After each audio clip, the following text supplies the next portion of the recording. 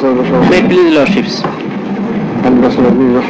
I wish to mention item number 2 and 3, my lord. Since the item number 1 is for delivery of judgment, my lord, item 2 এটা আজকে সাক্ষ্য গ্রহণের জন্য আছে, prosecution একটা application দিয়েছে my lord for adjournment. My lord, next date maybe 25th of this month. And item 3, my lord, pursuant of your lordship's order, accused R.A.M. Obaidul Muqtadi Rashid Chaudhary has been produced before this tribunal today. তাকে আজকে CW মূলে কাস্টডিতে প্রেরণের committed to the custody. Much obliged, your lordships. আপনার next date হচ্ছে 14th December, এটা fix আছে আগে থেকে। আইটেম 3 নেক্সট ডেট আগে থেকেই ফিক্সড আছে, আর আইটেম 2 এর নেক্সট ডেট আমরা 25 তারিখে চাচ্ছি। 25 তারিখ, ঠিক আছে। Much oblige.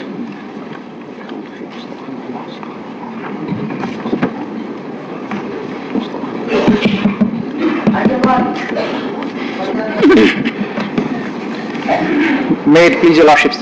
Well, in this item we are, on behalf of the prosecution, we are here for receiving the judgment, and I beg your lordships very kind permission as per section 9A2 for broadcast of the session, my lord. Including dais? No, excluding the dais.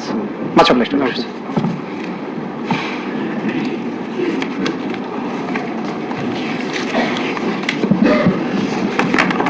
Much awaited judgment. Before inserting, reading out the judgment,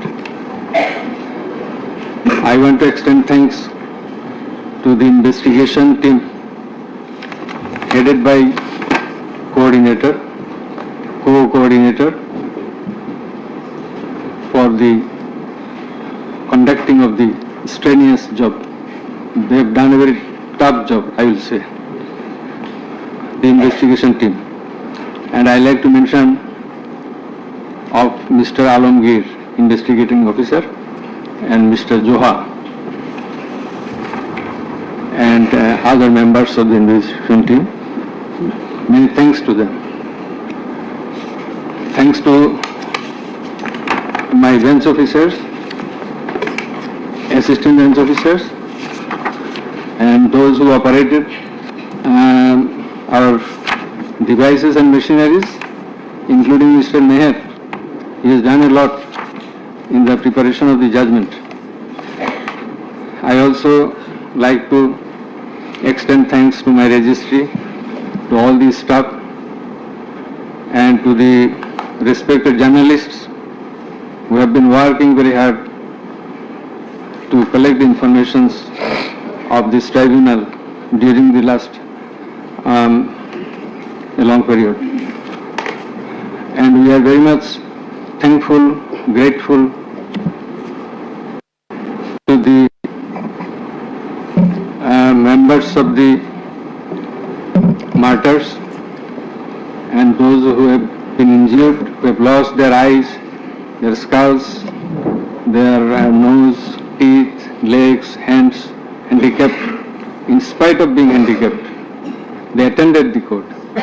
They deposed in the court and they assisted in the running of the trial of the case.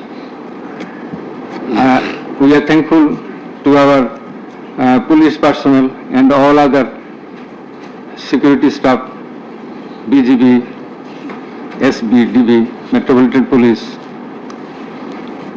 and all others. And many thanks to those who have come to depose in the court. And very much thankful to the prosecution. The learned prosecutor, Mr.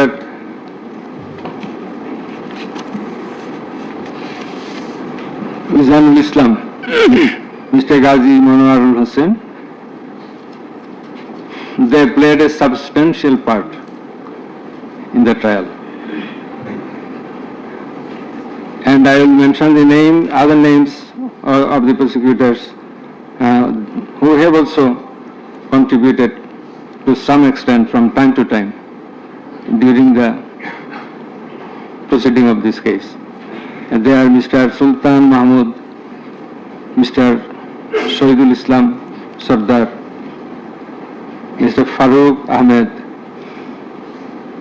Mr. Abdullah Al-Numan, Mr. Abdul Sattar, Mr. Mamun Rashid, MD Hassan Al-Banna, S.M. Moinul Karim, Mr. Saikul Mahdi, Mr. Tariq Abdullah, Mr. Simon Raja, Mr. Tasmirul Islam, Mr. Tanbir Hussain Zoha. Our thanks to all our staff, whose names I could not mention by this time.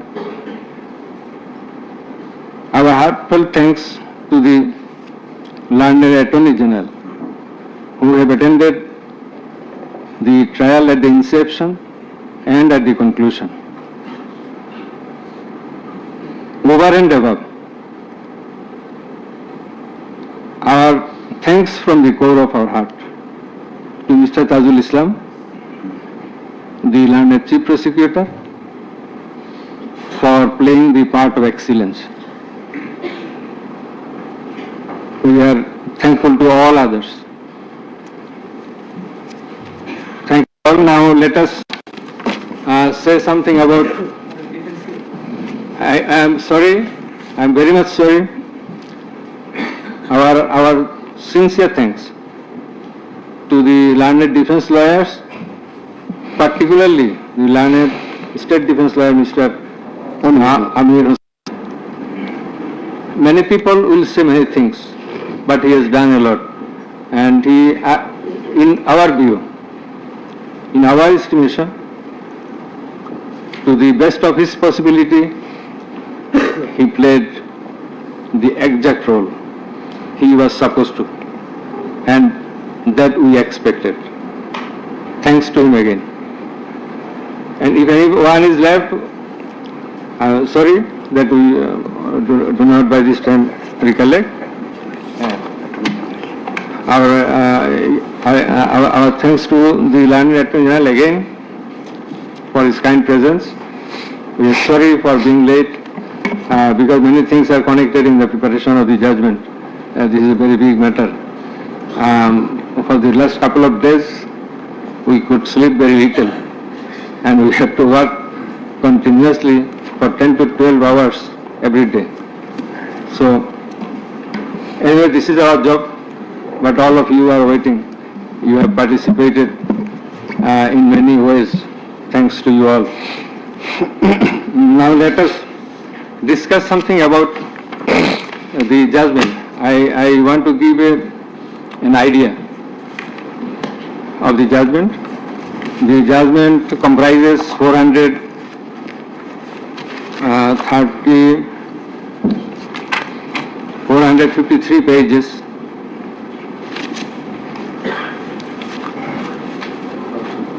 And it consists of 6 parts.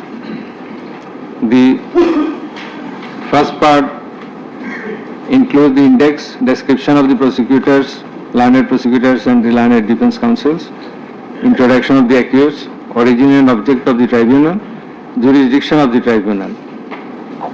Article 7 of the Rome Statute, which is the basis of trial of our tribunal.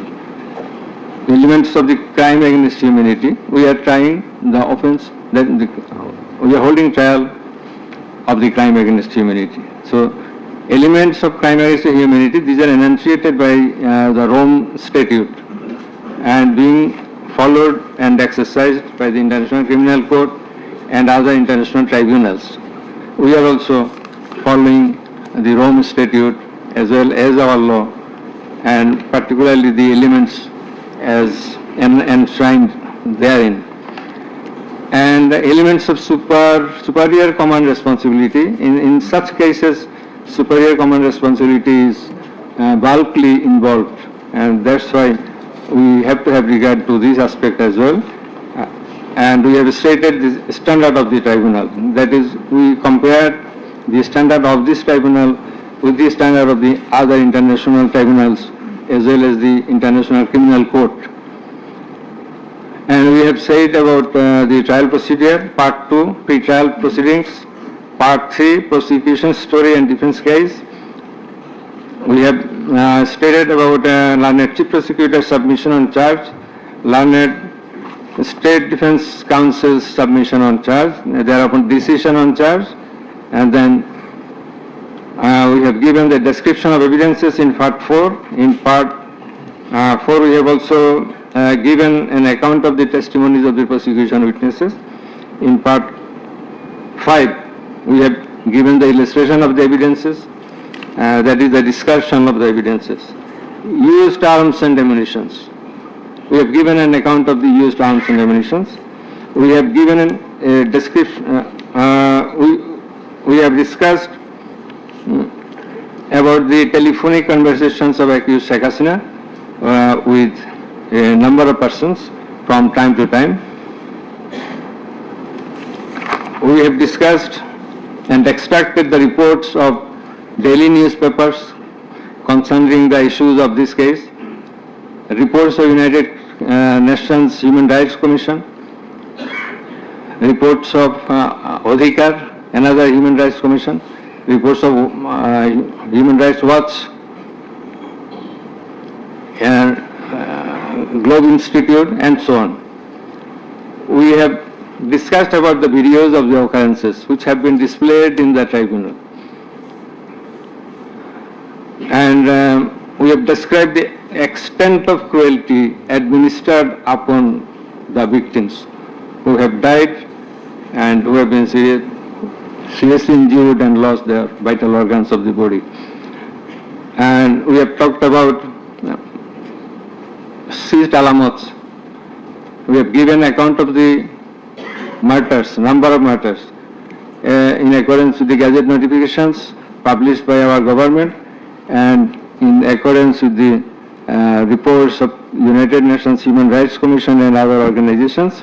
In this context, I want to say that the exact report of martyrs or the victims or the sufferers or the injured persons or those whose whereabouts could not be traced, this is quite natural. You will understand that since our liberation war in 1971, still we could not finalize the list of murderers, the list of freedom fighters, list of the war criminals and others.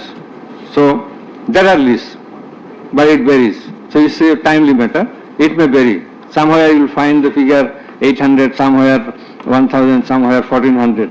So substantial amount of the protesters have been killed. This is the fact. We have described the police messages and directions passed from the high-ups to the downwards for doing the needful to control the protesters, curfew orders. Then in part 6, we have described, we have given an account of the learned chief prosecutor's arguments. The points of arguments, pertinent points of arguments have been described. We have also described the pertinent points of arguments raised by the learned State Defence Council. Thereafter, we have given an account of our observations and inference. And finally, we passed the order. So this is all about the judgment. Now we will read out the very pertinent portions of the judgment one by one. At first, our learned member 2, he will read out a portion of the judgment commencing from origin and object of the tribunal, jurisdiction of the tribunal, and he will read out Article 7 of Home Statute, elements of crime against humanity, elements of superior command status, responsibility, and then the charges. Thereafter, learned member 1, he will read out some portions from the discussion of the evidences, the report of the United Nations Human Rights Commission, and then the extent of cruelty administered upon the victims, and thereafter the points of arguments submitted by the learned chief prosecutor and learned state defense counsel. And finally, I will read out the conclusion and the order. So it will take about 40 minutes. We hope that you will be listening to the deliberations. Thank you very much. Now the turn of our learned member to his reading out, as I have mentioned. Origin and object of the tribunal. The International Crimes Tribunal has been established under the International Crimes Tribunal Act 1973 to provide for the detention, prosecution and punishment of the persons for genocide, crimes against humanity, war crimes and other crimes under international law committed within or beyond the territory of Bangladesh, whether before or after commencement of the Act. Jurisdiction of the Tribunal. The Tribunal has got the jurisdiction to try the offences enshrined in Section 3 and 4 of the International Crimes Tribunal Act 1973. Section 3 provides, a tribunal shall have the power to try and punish any individual or group or individuals, organization or any member of any disciplined force, auxiliary force or intelligence agency who, irrespective of his nationality, commits or has committed within or beyond the territory of Bangladesh, whether before or after the commencement of this Act, any of the crimes mentioned in its subsection 2. According to subsection 2 of section 3, the following acts or any of them is crime within the jurisdiction of a tribunal for which there shall be individual responsibility. The Constitution of Bangladesh has given upper hand in Article 47, subarticle 3 thereof to the application of the provisions of International Crimes Tribunals Act 1973 in the following manner.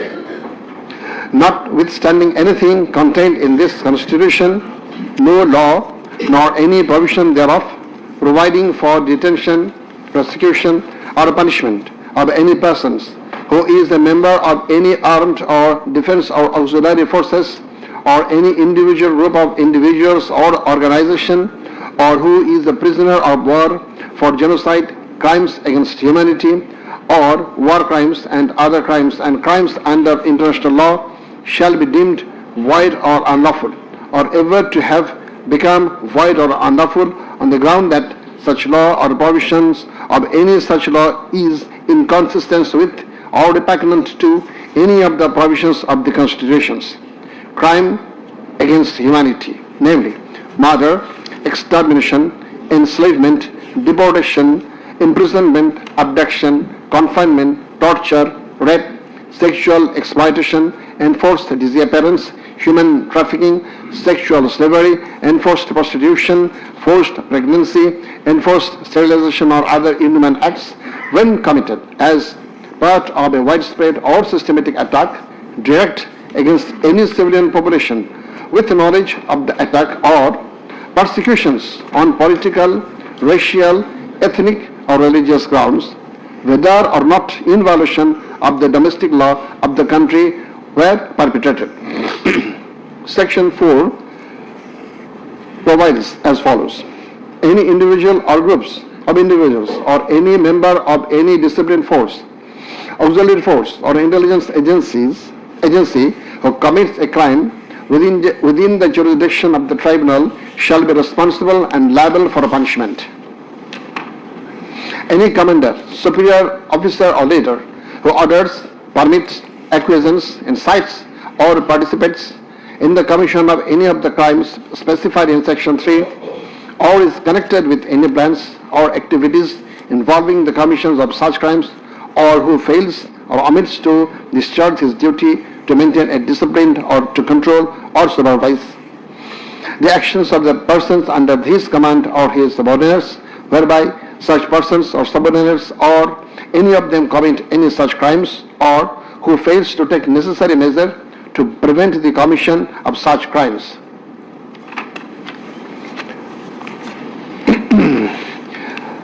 Now, crimes against humanity according to Rome Statute. For the purpose of this statute, crime against humanity means any of the following acts when committed as part of a widespread or systematic attack directed against any civilian population with the knowledge of the attack: A. Murder and weighing the relevant ones, murder, torture, other inhuman acts of a similar character intentionally causing great suffering or serious injury to body or to mental or physical health.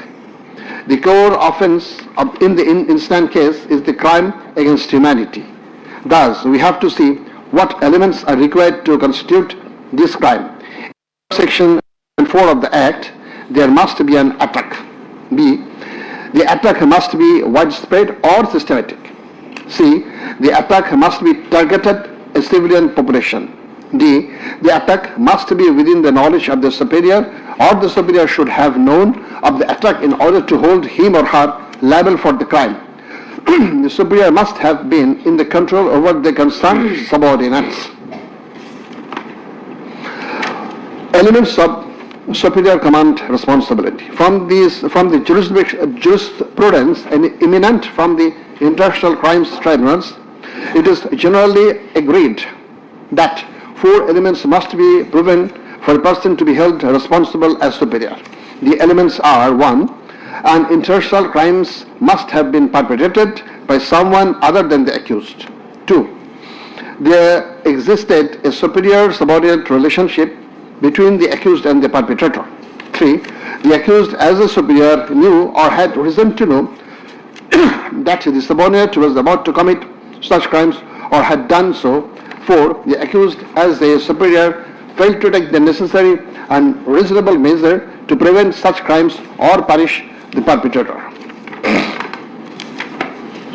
Section 4, subsection 2 of the International Crimes Tribunal Act provides that any commander or superior officer who orders, permits, acquiesces or participates in the commission of any of the crimes specified in Section 3 or is connected with any plans and activities involving the commission of such crimes, or who fails or omits to discharge his duty to maintain discipline or to control or supervise the actions of the persons under his command or his subordinates, whereby such persons or subordinates or any of them commit any such crime, who fails to take necessary measures to prevent the commission of such crime is guilty of such crimes. Now, I am going to read the charges. On the point of the jurisdiction of this tribunal raised by the learned State Defence Council, it may be noted that there is no scope in law to raise such question, since question of jurisdiction of the tribunal is barred by Section 24 of the International Crimes Tribunal Act.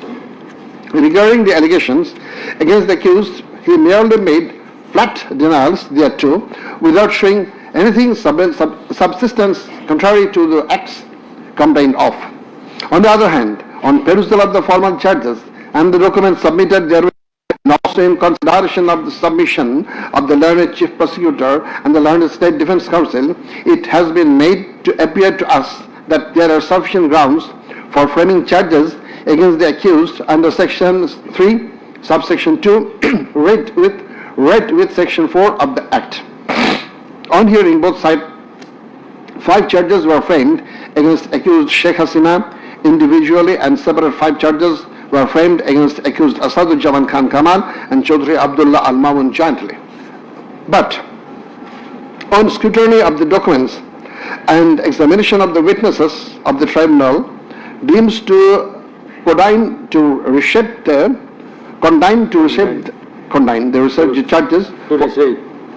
the charges for ends of justice, and accordingly the same charges framed earlier have been modified in the following manner. Charge number 1. Incitement in order to attack and kill protesting students of Dhaka University and other academic institutions of the country, and also failure to take preventive and punitive measures, and thus killing hundreds and severely injuring thousands of protesters. During July Uprising 2024, commencing on 1st July 2024 and ending on 5th August 2024, accused Sheikh Hasina as the Prime Minister of Bangladesh and the President of the ruling party of Bangladesh, Awami League, as well as 14th Party Alliance, in a press conference on 14/7/24 at Ganabhavan, made the following derogatory remark. মুক্তিযোদ্ধার নাতিপুতিরা চাকরি পাবে না তো কি রাজাকারের নাতিপুতিরা চাকরি পাবে? If the grandchildren of freedom fighters should not get job, should the grandchildren of Rajakars get it? Pointing towards the protesters of anti-discrimination student movement while demanding rational reform of quota system in government job, whereby the left defamed defamed and aggrieved, since Rajakars are considering as collaborators of occupant Pakistan Army during Liberation War of 71. And thereafter, the term has been being used to stigmatize an individual or group of individuals as enemy of the state of the people.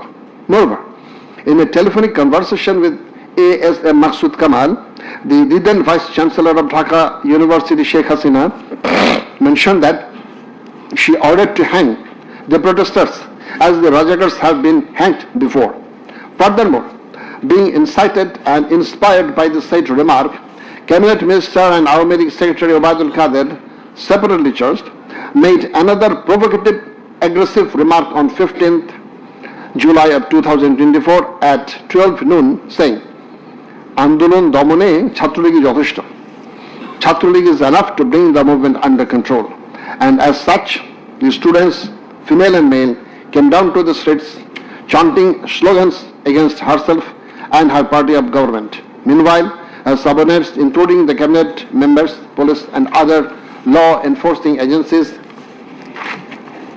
activists of four-party Awami League and its affiliated and allied organization, go to incited and inspired of the aforesaid remarks of you and Obaidul Qadir, and thus they launched widespread and systematic attack within your full knowledge upon the peaceful statement protesters in Dhaka University, causing 297 students injured and many others in different educational institutions throughout the country, including Rangpur Begum Rokeya University, where Abu Said was brutally shot dead by police.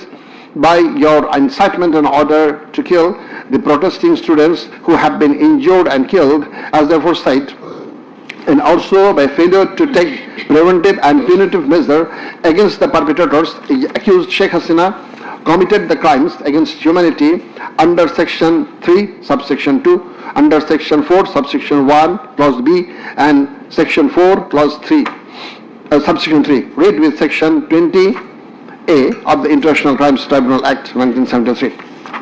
Charge number 2, order to use lethal weapon, drones and helicopters to kill the protesters and execution of the order. During the July Uprising 2024, accused Sheikh Hasina held a conversation over telephone with Dr. ASM Maksud Kamal, the then Vice Chancellor of Dhaka University, from Ganabhavan on 14th July 2024 at about 11 p.m., wherein she mentioned that she already ordered to kill the protesters like the Rajakars who had been hanged before. Again on July 18th, Sheikh Hasina conversed over telephone with Sheikh Fazlur Taposh, the then Mayor of Dhaka South City Corporation, mentioning that she had already given direction to the law enforcement agencies to use helicopter and lethal weapons to kill and eliminate the peaceful unarmed civilian protesters, and also ordered them to use drones to locate the protesters. She also told him that she passed orders to arrest and protesters across the country. As a result of above statement, directions, the Home Minister Asaduzzaman Khan Kamal and the Inspector General of Police Chaudhry Abdullah Al Mamun successively implemented the directions through their underlings, that is law enforcing agencies, by deploying drones and helicopters in the sky, killing about 1,400 protesters, including women and children, indiscriminately and gravely injuring about 25,000 of them throughout the country by using lethal weapons everywhere from 16th July 2024 and helicopters somewhere from 18 July 2024 up to 5th August 2024, and thereby Sheikh Hasina, Asaduzzaman Khan Kamal and Chaudhry Abdullah Al Mamun committed crimes against humanity as a joint criminal enterprise punishable under Section 3, Subsection 2, Clause A, G, H, Section 4, Clause B, C, Section 4, Subsection 3, read with Section 20A of the International Crimes Tribunal Act. Charge number 3. Killing 6 protesters at Chankharpur with lethal weapons. The protesters convened a program titled March to Dhaka to be held on 5th August and made a call to the people of all walks throughout the country to march to Dhaka on the scheduled day. People of all sphere began to assemble in Dhaka from every part of the country on August 5th.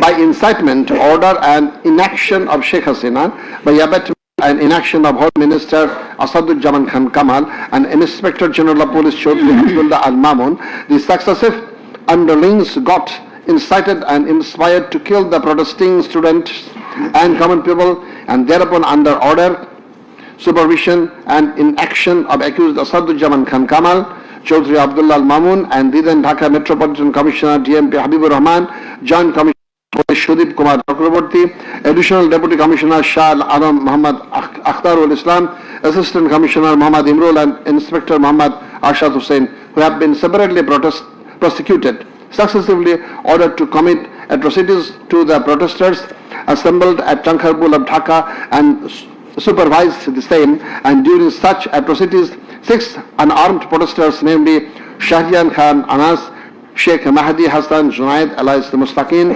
Muhammad Yaqub, Muhammad Rakib Hawladar, Muhammad Ismail Haq and Manik Mia alias Shahrik were shot dead by Constable Shujan Hussain, Constable Imaj Hussain and Constable Nasirul Islam, who have been separately prosecuted at Chankharpur as part of widespread and systematic attack. The aforesaid killings took place pursuant to the order of Prime Minister Sheikh Hasina, within her full knowledge and under order, supervision and within the knowledge of Home Minister Asaduzzaman Khan Kamal and Inspector General of Police Chaudhry Abdullah Al Mamun, and by such killings they committed crimes against humanity as joint criminal enterprise by order, abetment and inaction to prevent and punish the perpetrators under Section 3, Subsection 2, read with Tribunal Act 1973. So these are now the turn of learned member 1.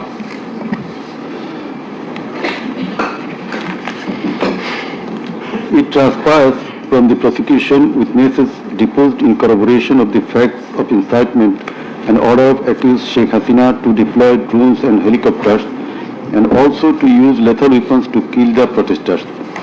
The daily newspapers of Bangladesh also published reports of such incitement and order of Sheikh Hasina. Moreover, the prosecution executed the pen-drive CD containing telephonic conversation of Sheikh Hasina with Dhaka University Vice Chancellor A.K.M. Maqsood Kamal, Dhaka South City Corporation Mayor Fazlun Taposh and Hasanul Haq Inu.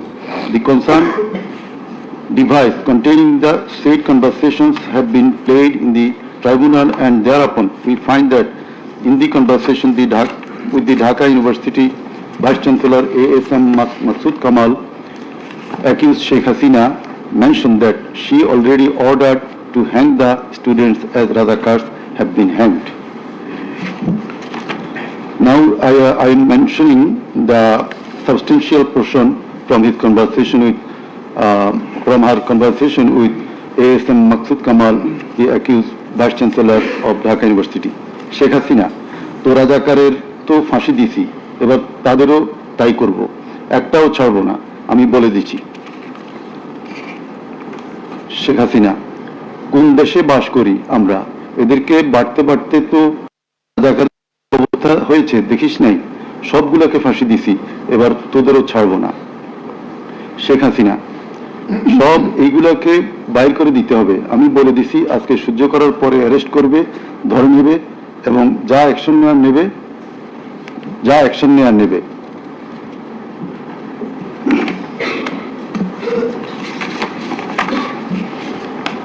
Then it also appears from the conversation with Dhaka South City Corporation Mayor President Taposh, accused Sheikh Hasina told him that she ordered to kill the protesting students by using helicopters and lethal weapons.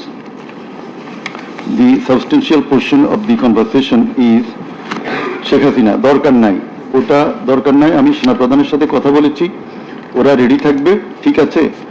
এখন তো আমরা অন্য করতেছি, drone দিয়ে ছবি নিচ্ছি আর হেলিকপ্টারে হচ্ছে মানে কয়েক জায়গায়।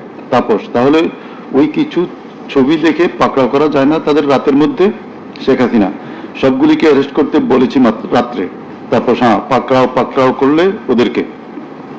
শেখ হাসিনা, না, ওটা বলা হয়ে গেছে, ওটা নিয়ে র্যাব, ডিজিএফআই, এনএসআই সবাইকে বলা হয়েছে যে যেখান থেকে যে কয়টা পারবা ধইরা পেল। তাপস, জি। শেখ হাসিনা, ওটা বলা আছে, আর এখানে গ্যাদারিং দেখবে সেখানে, আর যেখানে গ্যাদারিং দেখবে সেখানে ওই উপর থেকে করাচ্ছি, অলরেডি শুরু হয়েছে কয়েকটা জায়গায়। তাপস, জি।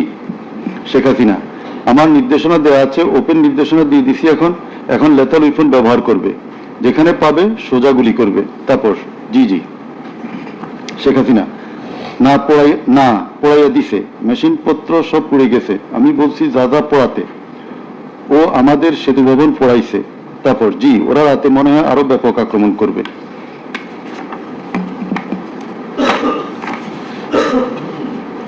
In the conversation with the Hassanul Haq Inu, accused Sheikh Hasina mention of bombing upon the protesters from the helicopter.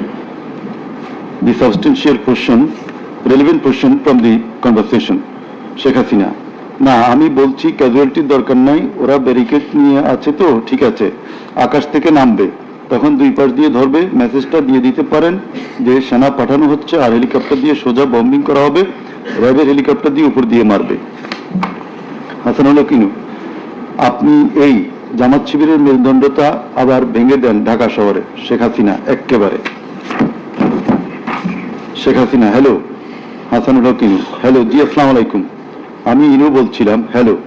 Sheikh Hasina, হ্যাঁ বলেন। আচ্ছা, আমি এটা স্ক্রলে দিয়ে দিতে বলছি যে তোমরা ছাত্ররা সব ঘরে ফেরো, গার্ডিয়ানদেরকে বলছি এইখানে কিন্তু জঙ্গি হামলা হয়েছে। হাসানুল হক ইনু, হ্যাঁ, এটা রাইট।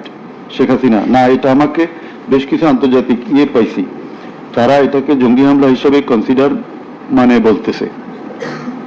হাসানুল হক ইনু, হ্যাঁ, জঙ্গি হামলাই হয়েছে, এই কার্ডটা খেলবো আমরা এখন। শেখ হাসিনা, না, কার্ড খেলা না, এটা আমি আগে করি নাই, কিন্তু আমাকে আন্তর্জাতিক সংস্থা থেকে মেসেজটা দিচ্ছে যে এটা জঙ্গি হামলা। হাসানুল হক ইনু, জঙ্গি সন্ত্রাসের মোকাবিলা করছে এখন সরকার। শেখ হাসিনা, তারা আমাকে এটাই বলছে যে এটা জঙ্গি হামলা, দিয়ে দিব পেপারে।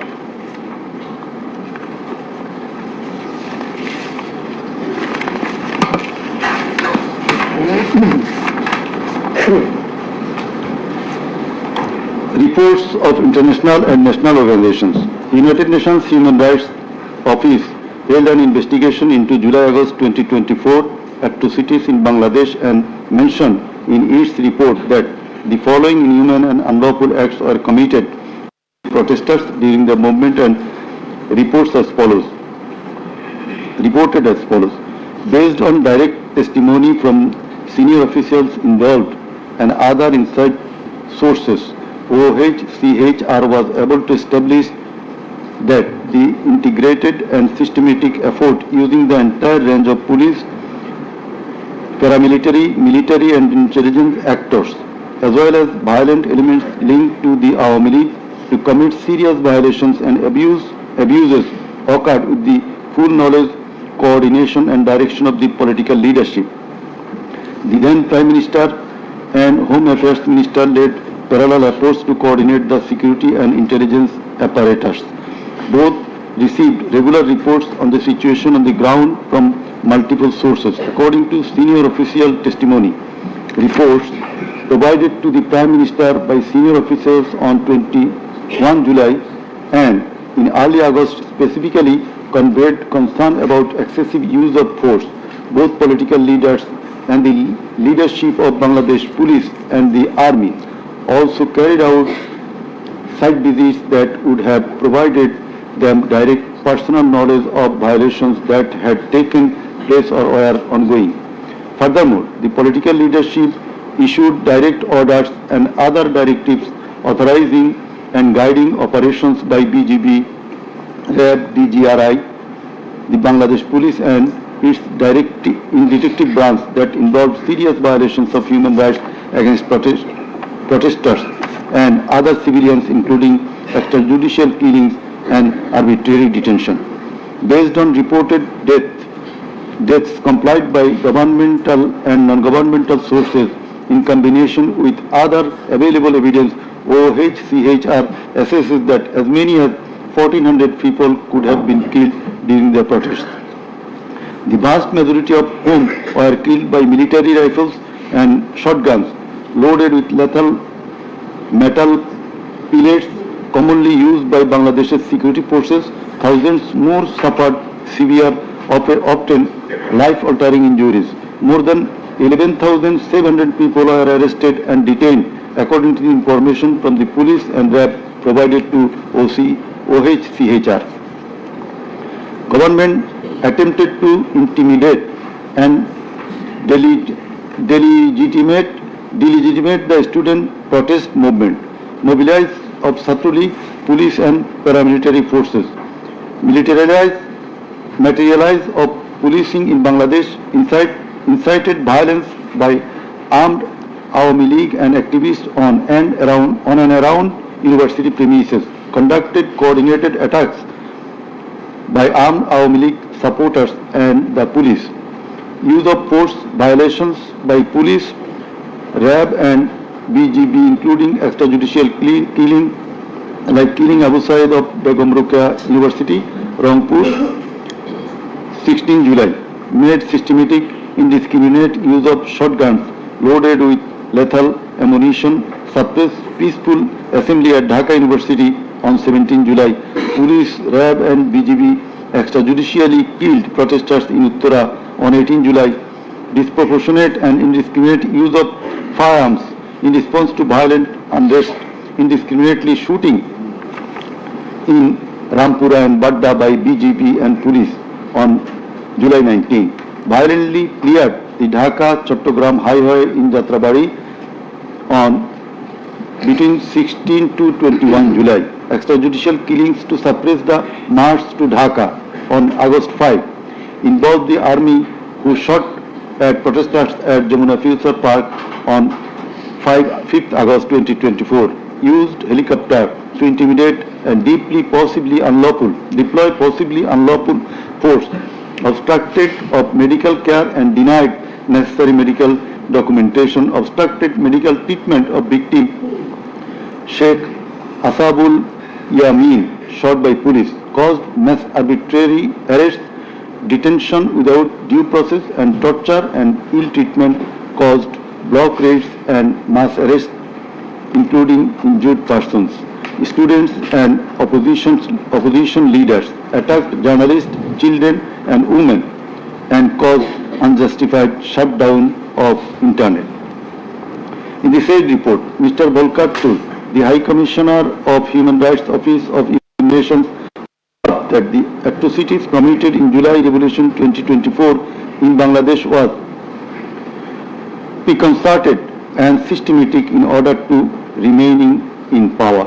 There are cogent grounds to believe that hundreds of extrajudicial killings, arrests, detention and torture were carried out by the political leaders and the highest law enforcing authorities within their knowledge and under their direction and supervision as strategy to suppress the movement, whereby human rights have been seriously violated and thus international crimes have been committed. He also observed that the evidences collected do depict a picture of widespread state atrocities and targeted killings. He further remarked that such atrocities ought to be brought under accountability. There are many other reports similar reports by the Global Institute International Truth and Justice Project, Bloodshed in Bangladesh, World Report 2025 of Human Rights Watch. Then we are going to videos of the occurrences. It appears from the Caesar list contained in volume 4, captions, Caesar list and documentary evidence that a good number of videos of the alleged occurrences have been seized by the investigating officer, which are described below. Number 1, a video of 1 hour 23 minutes and 5 seconds showing a press conference dated 14 July 2024 of accused Sheikh Hasina after her return from China, in which she, in answer to a question of one journalist, angrily remarked, pointing towards the protesting students, মুক্তিযুদ্ধের বিরুদ্ধে আর মুক্তিযোদ্ধার বিরুদ্ধে এত ক্ষোভ কেন? মুক্তিযোদ্ধাদের নাতিপুতিরা চাকরি পাবে না তো কি রাজাকারের নাতিপুতিরা পাবে?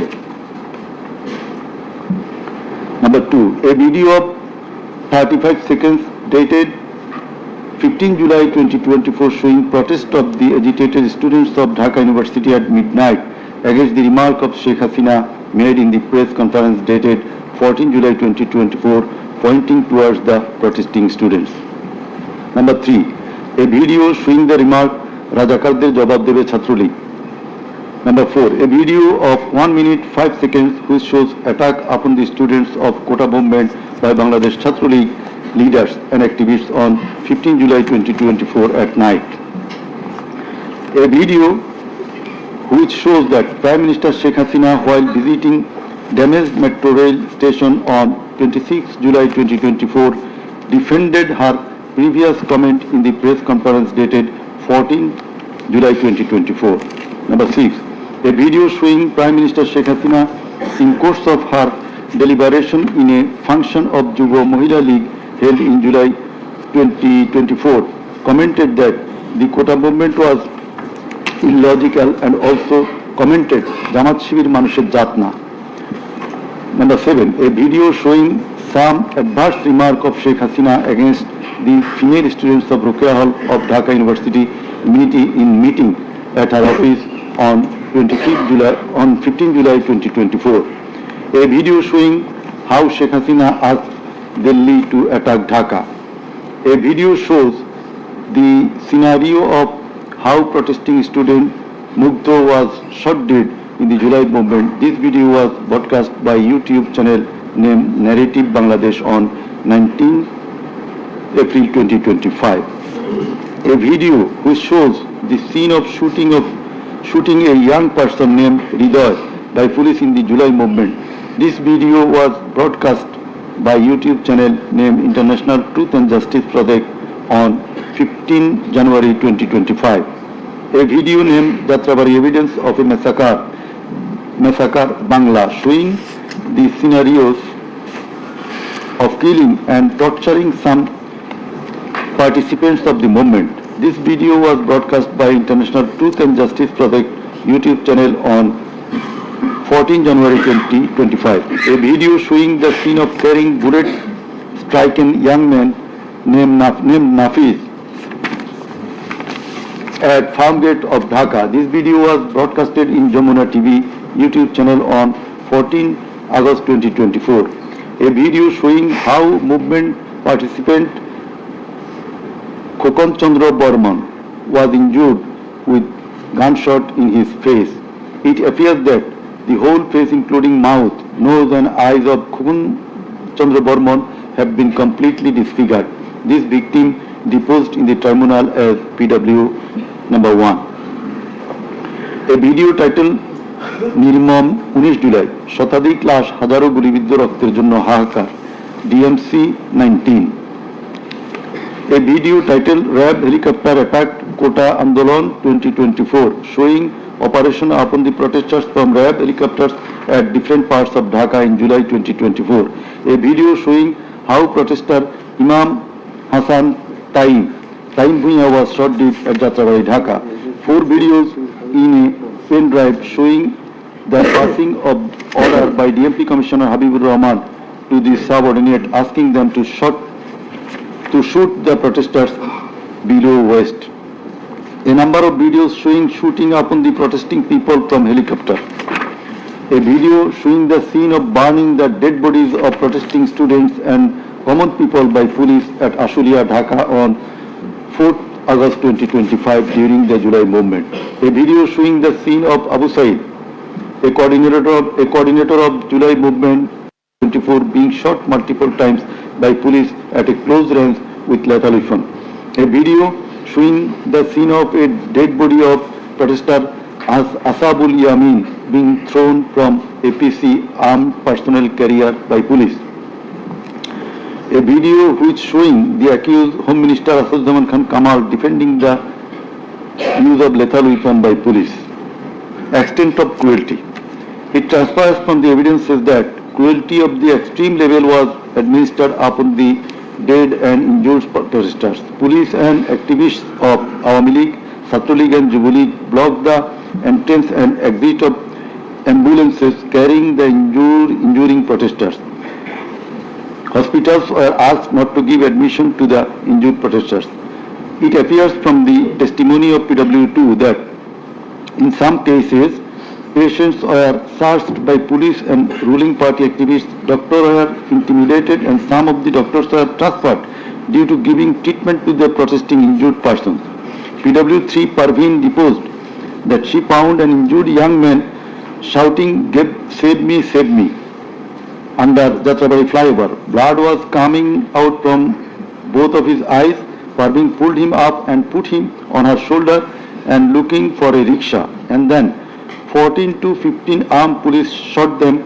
The injured man, being hit by bullets, fell down from her shoulder.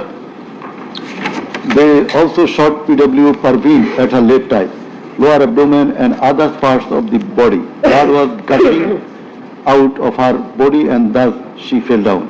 Coordinator of the movement, Abu Said of Begum Rokeya University, Rampur, was shot at a close range. Doctors were forced to change his post-mortem report 5 times. PW8 Naeem Chikdar was shot at a close distance of 5 meters. He was hit by 500 bullets and 3 hospitals refused to admit him, apprising that Prime Minister Sheikh Hasina instructed to refuse admission to the protesting patients. PW8 also said that Chhatra League activists were searching him and as such he was hidden in separate room by the doctors. It is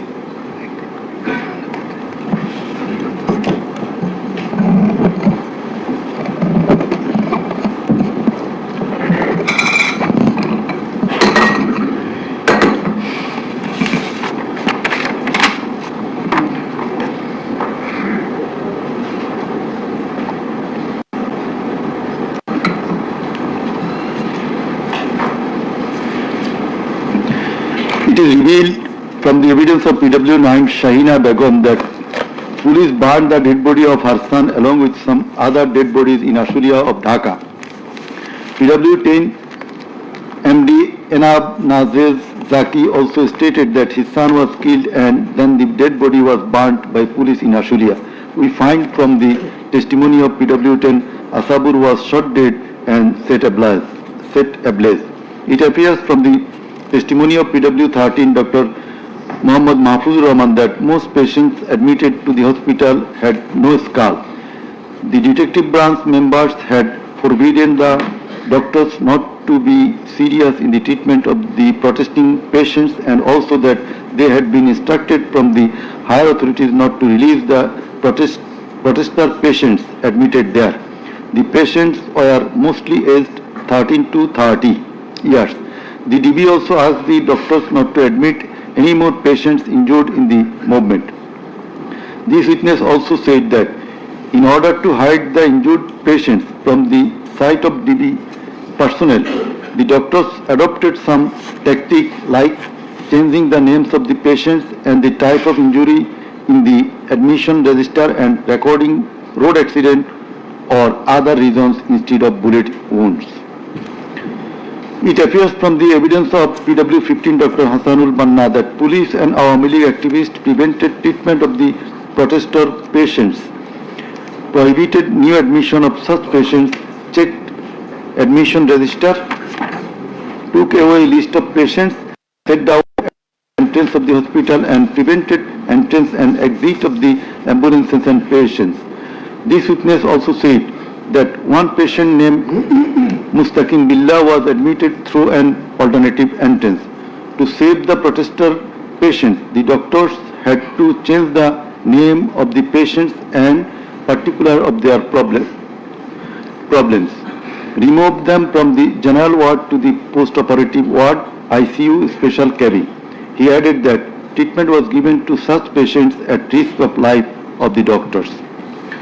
We find from the deposition of PW18, Dr. Razibul Islam, that he was forced to change the post-mortem report of Abu Saeed 4 to 5 times. He was threatened with the saying that if he does not change the cause of death of Abu Saeed, he would be prosecuted. He was further told that there was an intelligence report against him. PW19 Shariful Islam was injured in the bomb in Kustia. 62 pellets were removed from his body and 500 more still in his body. It is revealed from the evidence of PW21 Dr. Zakia Sultana that on 18 July 2024 they received 200 patients aged about 14 to 25 years with bullet injuries. On 19 July 2024 also similar number of patients with bullet injuries were admitted in the hospital. Numerous patients with bullet injuries were admitted on 4th, 5th, 6th August 2024. It further appears from the evidence of this witness that out of episode patients, 493 lost one eye forever, 11 lost both eyes forever, 28 lost vision of both eyes, and 47 lost vision of one eye. It appears from the evidence of PW22, Mr. Idris, that while his son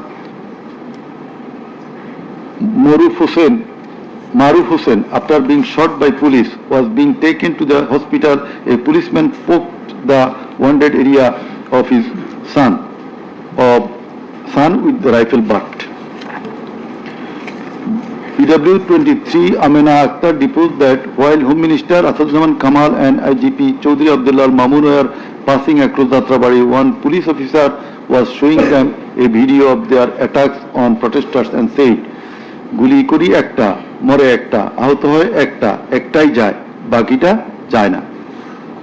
It transpires from the testimony of PW27, Dr. Mashuk Ahmed, that Chhatralik activists stopped ambulance carrying protesting wounded near Shahidullah Hall of Dhaka University. They also checked the patient identity, asked the doctors not to treat the wounded protesters and also not to be so serious in their treatment.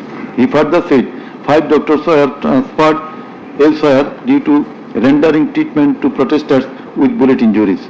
This witness also stated that the direction of the gunshot wounds of the patients treated on 19, 20, 21 July and 4-5 August in Dhaka Medical College Hospital was from the top to the bottom. He meant that the gunshot was done from above, which obviously implies helicopter. It appears from the evidence of PW47 Nahid Islam deposed that bullets were fired from helicopter and that many false cases were filed against the protesters, and also that the activists of Awami League, Jubo League and Chhatra League prevented the treatment and burial of protesters. Furthermore, some of the protesters were forcibly disappeared and many dead bodies of the protesters were concealed. He himself and some other student leaders were abducted. PW48 Ali Ahsan Junaid stated that on 15 July 2024, Chhatra League activists brutally attacked and injured the Dhaka University students, hindered going to the hospital and tortured them in the hospital. He further said that the protesters were fired from the helicopter. We find from the evidence of PW54, Mr. MD Alamgir, investigating officer, that the protester named as Ashabul Yamin was thrown down from the APC by the police.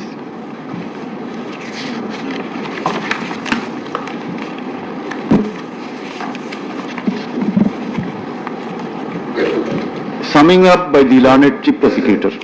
The learned chief prosecutor advanced argument on conclusion of the testimonies of the prosecution witnesses. He submitted that the Eastern case is an unprecedented and unexceptional one in the history of this subcontinent. After achieving independence in 1971, the people of the country had a great expectation and belief that all sorts of suffering, poverty, tyranny and high-handedness of the government and the mighty quarters would come to an end and people would enjoy liberty, happiness and all fundamental rights, but all these have been doomed to ashes. The learned prosecutor dubbed the ruling party Awami League as fascist ab initio. From the very inception of independent Bangladesh, the Awami League government concentrated to perpetuate its power by way of exploitation, torture, killing, abduction, denial of democracy and fundamental rights of the people, freedom of press and speech, as well as social justice, and thereupon established dictatorship by forming Bakshal.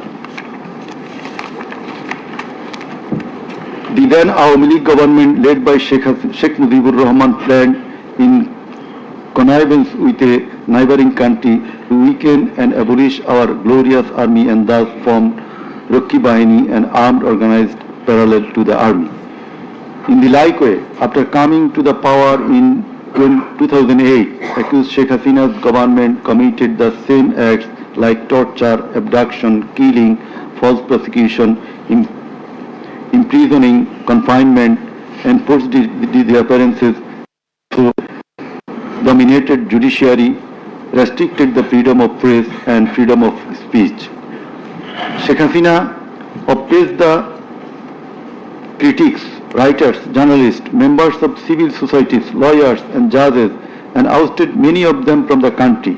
The then Chief Justice Sheikh S.K. Sinha, eminent writer and journalist as well as historian Mahmudur Rahman, politician and journalist Pinaki Bhattacharya, Shafiq Rahman, Ilyas Hussain, Kanak Sarwar, Mushfiqul Fadl Ansari, Waliullah Numan, Shahid Alam, Jawad Nirjor, Tasneem Khalil, Julkarnain Shaher, Barrister Abdul Razzaq were driven out of the country for speaking the truth and criticizing the government's misrule, oppression and loopholes.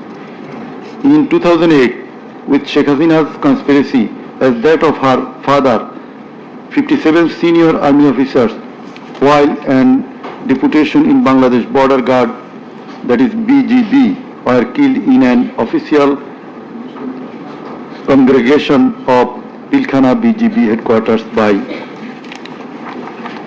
the Awami League leaders and loyal army officers. Thereafter no action was taken against those killers. In 2013, the law enforcers and the ruling party activists killed hundreds of innocent young and underage madrasa students in a congregation arranged by Islamic organization Hifazat-e-Islam at Shapra Chattor, Dhaka, without any cogent reasons, and thereafter no action was taken against the killers. For perpetuating her power, accused Sheikh Hasina politicized judiciary, army, law enforcing agencies, bureaucracies and all other departments and made them subservient of herself and her government. With the ulterior motive of remaining in power for long, Sheikh Hasina obtaining a verdict from the court given by her loyal judges headed by Chief Justice A.B.M. Khairul Haq, now in jail, abolished the most popular and well-settled electoral system under caretaker government, held an expert election in 2014, ignoring the participation and demands of the opposition parties, and in that election 153 candidates of the ruling party Awami League were elected without any vote. Again, a farcical election was held in 2018 in which ballot boxes were filled up in the night preceding the day of election without carrying the demands of the opposition parties for holding election by a caretaker government for the sake of security, fairness and transparency. Accused Sheikh Hasina held another farcical ex-party election known as dummy election in January 2024 without allowing the political parties to participate. In 2024, the students launched a movement claiming reformation in the quota system in government jobs. They particularly demanded reduction of quota to 5% from 56%. Instead of fulfilling the demand of the students or speaking with them on the issue, Sheikh Hasina, in a press conference on 14 July 2024, made a derogatory comment pointing towards the students of Kota movement, saying, "Muktijuddhar nati putira chakri pabe na to ki Rajakarer nati putira chakri pabe." Whereupon the student of Dhaka University got extremely agitated and assembled at Raju Bhaskarja in front of TSC of Dhaka University, where they protested against Sheikh Hasina's humiliating comment and demanded her apology. Meanwhile, Awami League Secretary and Cabinet Minister Obaidul Kader and Chhatra League Yuva League leaders stated in their party meeting that Chhatra League was enough to control the protesting students, and thus the agitation spread out in all other educational institutes throughout the country. The armed activists of Chhatra League and Yuva League attacked all on a sudden upon the protesting students with deadly weapons at the midnight, causing 297 of them injured and hospitalized. Moreover, the said terrorists hindered the injured students from going to the hospital, and furthermore, they also attacked the injured students in the hospital. From 16 July 2024, the Chhatra League and Yuva League terrorists, along with the law enforcers, killed and injured many students at various parts of the country. On 16 July 2024, as part of the widespread and systematic attack, student Abu Said of Rangpur Begum Ruqayya University was repeatedly shot at a close range by police, causing his death and also injured many protesting students. Accused Sheikh Hasina ordered the law enforcers and the activists of Awami League, Chhatra League and Yuva League to use drone, helicopter, lethal weapons to kill the protesters, and accordingly, from 18 July to 1st August 2024, they killed hundreds of protesters and injured thousands throughout the country by using drone, helicopter and various types of lethal weapons. As part of the widespread and systematic attack, in pursuance of the incitement and order of accused Sheikh Hasina and direct participation, abatement order and supervision of accused Asaduzaman Khan Kamal and Inspector General of Police Chaudhry Abdullah Al Mamun, 6 protesters were brutally killed and many were seriously injured with lethal weapon by police at Sankarpur on 5th August 2024. Similarly, the law enforcers and activists of Awami League, Chhatra League and Yuva League killed 6 persons at Ashuria with lethal weapons on 5th August 2024. One of the 6 was unidentified. After being shot dead, police inhumanly burned the dead bodies. Before being burned, the dead body unidentified protesters was alive. The learned chief prosecutor submitted that the family members of the martyrs, the injured victims and other witnesses proved the aforesaid occurrences. The said occurrences are also recorded in videos and audios which have been played in the tribunal. The conversations recorded in DVD, CD and the videos of the occurrences have been examined by the CID experts, who found that the said conversations and videos are not generated by artificial intelligence. In addition to the incitement, order, participation of the accused in the alleged atrocities, the accused are liable for their abstention from taking measures for the prevention of the same or taking any punitive measures against the doers thereof. Being the Prime Minister, accused Sheikh Hasina was the Supreme Commander of the law enforcing agencies, inclusive of the Home Minister and the Inspector General of Police, and as such, the crimes against humanity in question could not take place without the involvement, express or tacit of them. The learned Chief Prosecutor added that the movement of the students continued for 36 days, during which, as stated herein before, hundreds of protesting students and common people were killed and thousands were seriously injured, most of whom became permanently handicapped and blind. But accused Prime Minister Sheikh Hasina and the other accused and none of the government authorities or the leaders of the ruling party Awami League expressed concern or remorse for such atrocities so far. Accused Sheikh Hasina, instead of expressing remorse or seeking apology for the said crimes, continued to commit further crimes by threatening the present government, the International Crimes Tribunal personnel and the prosecutors and also the political party leaders in her hate speeches in audio conversations from time to time. This tribunal, by an order on the application of the prosecution, prohibited Sheikh Hasina to be restrained from making hate speeches anymore, but she continued to do so.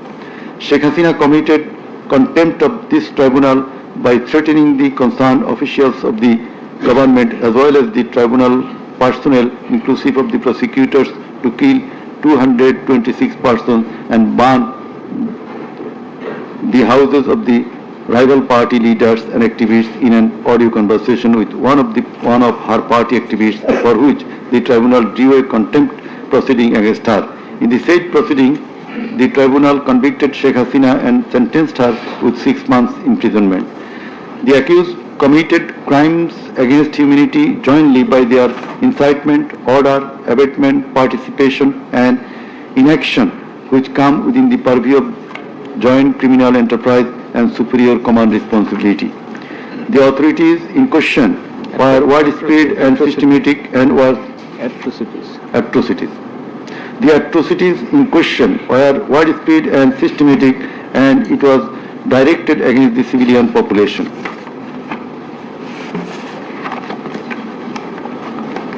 The learned Chief Prosecutor concluded his submission with the saying that in the circumstances it has been proved and established beyond reasonable doubt that the accused committed the crimes against humanity by their incitement, order, participation, abatement and also inaction, whereupon they deserve the maximum punishment as prescribed by Section 3, subsection 2, A, G, H and Section 4, subsection 1, subsection 2A, 4.2B, 4.2C and 4.3 of the International Crimes Tribunal Act 1973. He added that the evidences against the accused are so strong and adequate that if they are tried in any other court or tribunal in the world, they would be awarded the maximum punishment. It may be noted here that the learned prosecutor, Mr. Sheikh Mahdi, assisted the Chief Prosecutor by referring a number of decisions of different international tribunals. In the summing up session, the learned Attorney General of Bangladesh appeared and shared the concluding submission. In his submission, the learned Attorney General referred to the conviction and sentence of many of the heads of government and states in the world for their commission of crimes against humanity, and thereupon he asked for awarding maximum punishment to the accused of the instant case so that no other Prime Minister or the head of state recur such atrocities in the days to come. Summing up by the learned State Defence, Mr. Amir Hussain, the learned State Defence Council argued that accused Sheikh Hasina and Asaduzzaman Kamal are quite innocent. The accused did not incite or order or participate or abet the commission of the crimes against humanity in question. The trial itself against the accused under the International Crimes Tribunal Act 1973 is unlawful since the act was passed for the purpose of trial of the persons who committed genocide in 1971. Allegedly, the atrocities spread throughout the country, but the prosecution failed to examine witnesses of all the districts where atrocities took place. The Learned Defense Council submitted that no helicopter was used to kill the protesting students and public in the July-August movement 2024. The audio conversations in questions have not been duly examined by the experts. Although the audios have been examined by CID, the same should have been examined by some more experts. He questioned the prosecution's claim as to the number of the deaths and injured. He stated that although the prosecution claimed that 1,500 protesters died and 25,000 injured, but the Gazette notifications of the government shows the number of dead protesters as about 800. He emphatically asserted that accused Sheikh Hasina did neither incite nor order nor take part in the alleged atrocities or crimes against humanity. Mr. Amir Hussain vehemently opposed the words of the learned chief prosecutor terming Sheikh Hasina and Asaduzzaman Kamal as fascist. He also opposed the assertion of the learned chief prosecutor that Sheikh Hasina fled to Delhi due to the commission of the crimes against humanity by the wave of the mass movement. Rather, she was compelled to depart the country against her will. The Learned State Defense Council argued that the attack in question was neither widespread nor systematic nor directed against the civilian population. The Learned State Defense Council further submitted that the accused Sheikh Hasina and Asaduzzaman Khan Kamal cannot be held liable for joint criminal enterprise or superior command responsibility. He finally submitted that accused Sheikh Hasina and Asaduzzaman Khan Kamal are quite innocent and as such they deserve to be acquitted of the charges. Now, the Honorable Chairman of the Tribunal, Mr. Justice Ghulam Murtaza Chaudhary, will read out the final portion of the judgment, including the observation. Thank you.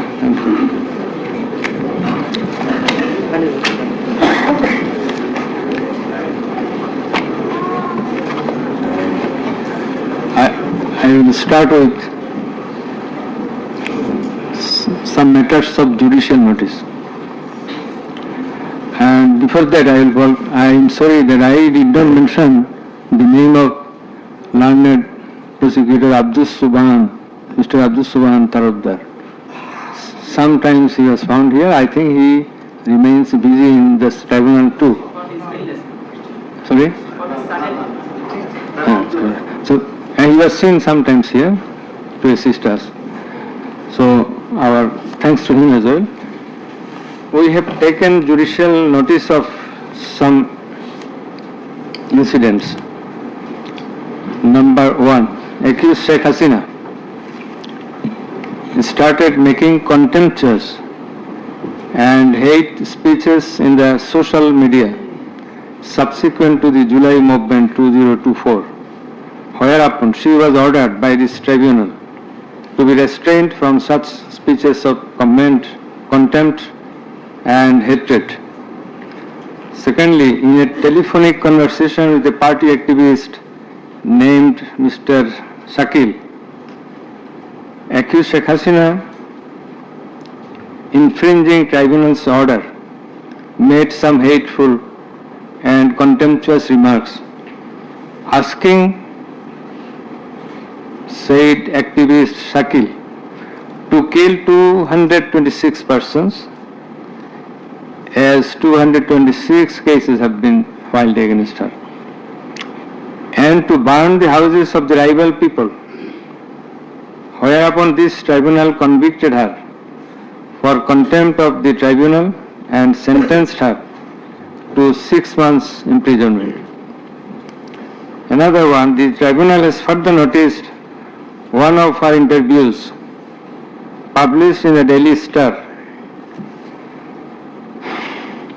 a few days ago, the date has not been noted here, in which she impliedly admitted that atrocities had certainly taken place in July movement 2024 but she denied that she ordered to commit such atrocities. It has further been noticed by the tribunal that in another interview with a YouTube channel named Desh Samoy of India, accused Prime Minister Sheikh Hasina admitted her responsibility for the July 24 atrocities in the words, within quotation, as the leader of the country, I assume ultimate leadership responsibility. Furthermore, we have noticed that Sheikh Hasina made an interview with Daily Anand Bazar of India on 7 November 25, wherein she admitted her superior command responsibility. So you may find the newspapers. Now I will start with our observations and inference. From the foregoing findings, facts and circumstances, it transpires that the students of Dhaka University and other academic institutions had launched a movement on 1 July 2004 demanding reformation in the quota system in the government jobs and continued the same till 5 August 2024. The government did not pay heed to the demands of the students.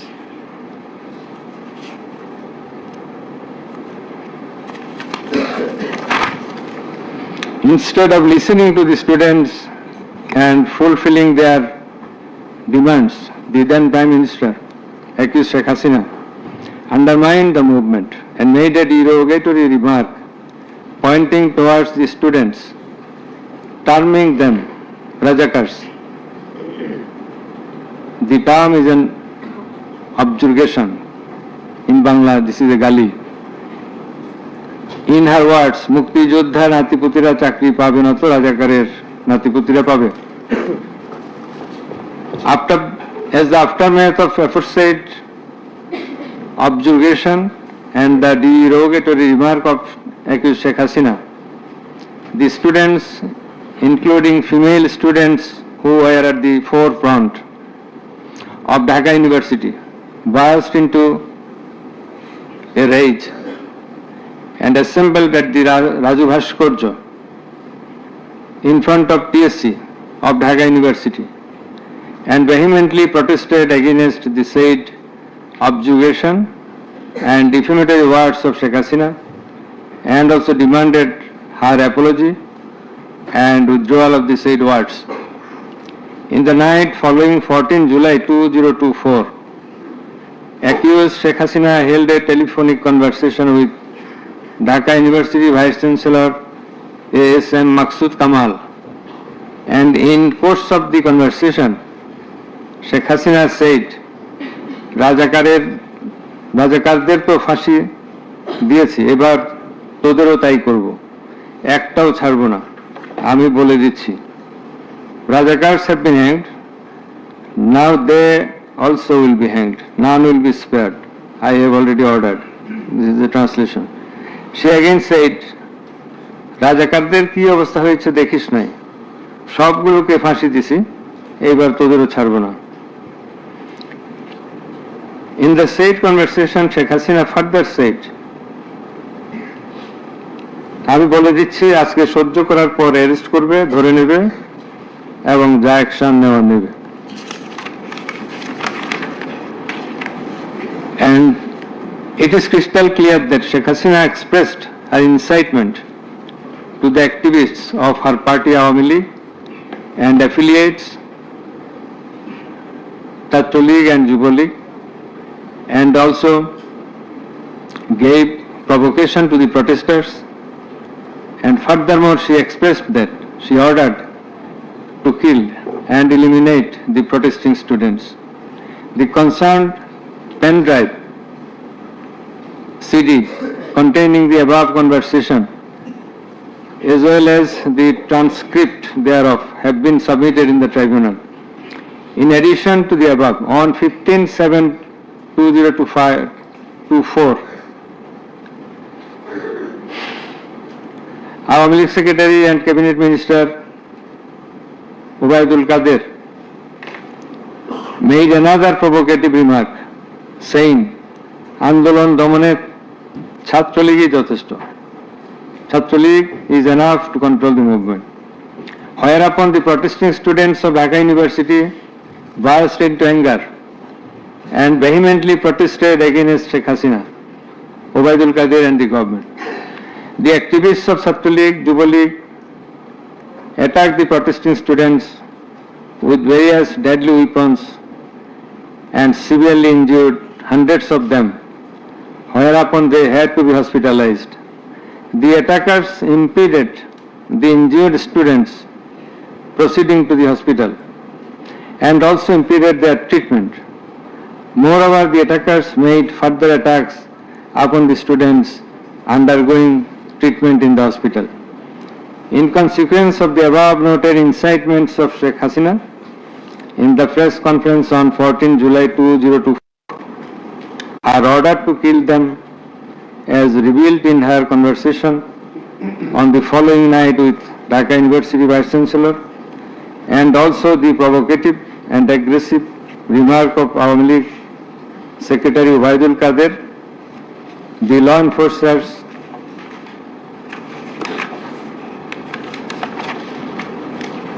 and activists of Chhatra League and Yuva League attacked the protesting students at Dhaka University throughout the country, inclusive of Rangpur, Begum Rokeya University. And in furtherance thereof, police shot Begum Rokeya University student Abu Said repeatedly at a close range, whereupon he succumbed to the gunshots. The above mentioned conversation of Sheikh Hasina with the Dhaka University Vice Chancellor S.M. Maqsood Kamal has been examined by the experts in the CID Forensic Laboratory, and it appears from the report of the examination that the conversation was genuine and that the same have not been generated by artificial intelligence, AI. The concerned experts deposed in corroboration of the genuineness of the impugned conversation. Furthermore, we find support of such conversation in the reports of daily newspapers. In addition to the above, the concerned CD pen drive containing the conversations has been played in the courtroom in course of the proceeding, and thereupon the conversation seemed to be genuine. The remarks of Sheikh Hasina in the press conference on 14/7/24 has been watched by many people in the television channel and social media. Almost all the witnesses, while deposing in the tribunal, mentioned that they watched the videos in the medias. Moreover, the national daily newspapers published the said remarks on 15/7/24.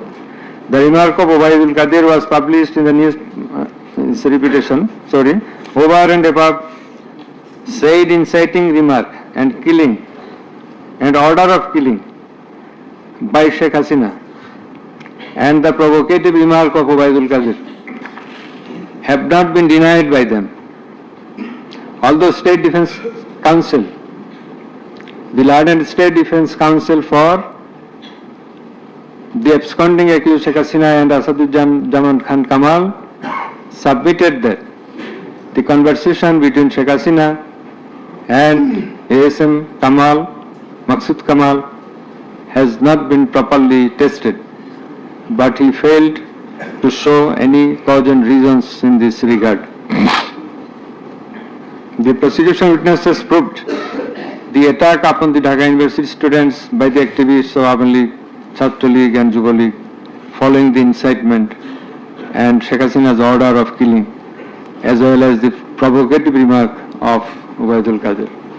Sheikh Hasina ordered the law enforcing agencies to use drone for locating the congregating protesters and thus to use helicopter and lethal weapons to kill them.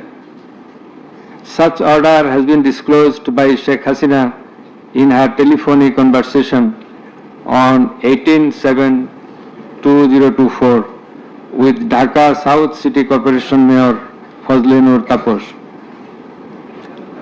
as it has been read beforehand, and also with Hassanul Haq Inu. The concerned pen drive CD containing the aforesaid conversations have been submitted in the tribunal. The said conversations have been examined in the forensic laboratory of CID, and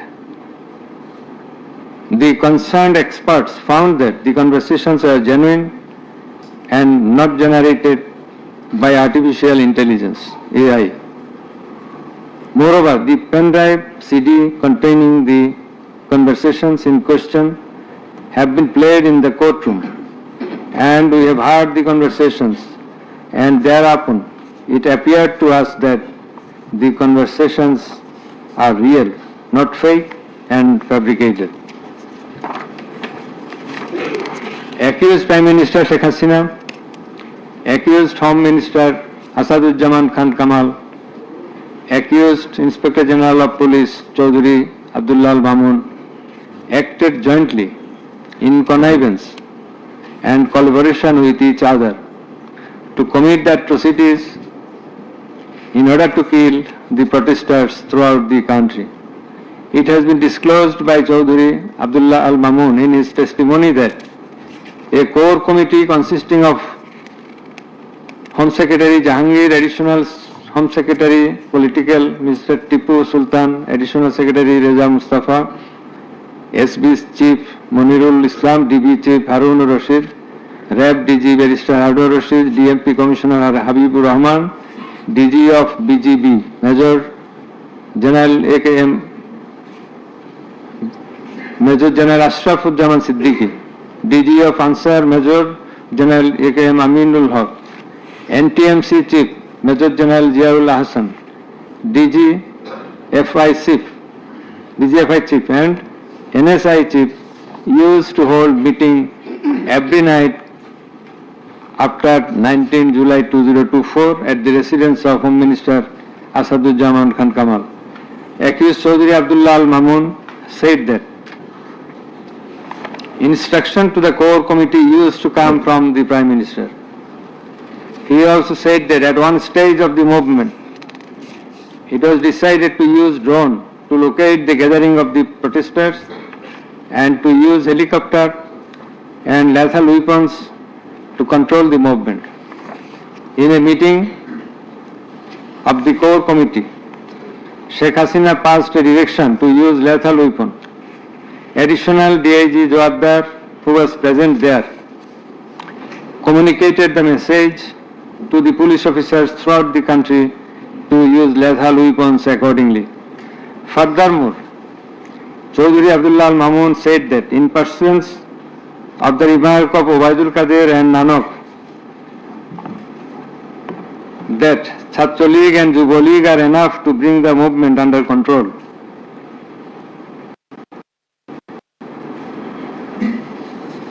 He further said that following such remarks, activists of Chhatra League and Yuva League attacked the students of Dhaka University. He also said that a lot of protesting students and public were killed by using drone, helicopter and lethal weapons throughout the country. Chaudhry Abdullah Al Mamun further asserted in his testimony that he, along with Home Minister Asaduzzaman Khan Kamal, Home Secretary and BMP Commissioner, went to Narayanganj on 29/7/24 to observe the situation of the movement, and on the way they stayed for a while in front of Jatrabari police station. and then DC Iqbal of Wari Zone showed a video to the Home Minister on his mobile and said, "We shoot one, that one dies, that one gets injured, but the others do not move." Therefore, it is perspicuous from the above that all the three accused led the operations against the protesting students and public jointly as a matter of joint criminal enterprise. As the aftermath of Sheikh Hasina's order, as well as the supervision and guidance of accused Home Minister Asaduজ্জামান Khan Kamal and IGP Chaudhry Abdullah Al Mamun, the law enforcers and activists of Awami League, Chhatra League and Yuva League invaded the protesting students and public throughout the country by using drone, helicopter and lethal weapons, causing death to about 1,500, inclusive of 6 protesters at Sankarpur of Dhaka, namely Shahryar Khan Anas, Mahdi Hassan Junaid, MD Yaqub, MD Rakib Hawladar, Muhammad Ismamul Haq, Manik Mia alias Shaharik, and another 6 protesters at Ashuria of Sabar, namely Sajjad Hussain Sajol, As-Sabur, Tanzil Mahmud Sujoy, Bayezid Bustami, Abul Hussain, and another unidentified protester near Dhaka, and caused grievous injuries to about 25,000 of them. In Ashulia, the aforesaid 5 dead bodies and another body of an unidentified injured protester were burned with petrol by police. The law enforcers and the activists of Awami League and those of its affiliated organizations named Chhatra League and Yuva League killed and injured the protesting students and members of the public with lethal weapons like SMG, LMG, China rifle, shotgun, 9mm pistol, 7.62 pistol, both on the ground as well as from the helicopters from above the ground. The atrocities were committed by incitement, order, abatement, and failure to take preventive and punitive measures of the accused Prime Minister Sheikh Hasina, accused Home Minister Asaduজ্জামান Khan Kamal, accused Inspector General of Police Chaudhry Abdullah Al Mamun, and by the abatement, aid and perpetration of the underlings, that is the subordinates. Some of the injured victims, members of the families of dead and injured protesters, other eyewitnesses from different parts of the country deposed in support of the atrocities of killing and injuring hundreds and thousands of protesters all over the country. Under the foregoing facts and circumstances, it has ostensibly been substantiated that the atrocities of killing and gravely injuring the protesting students and public took place almost all over the country.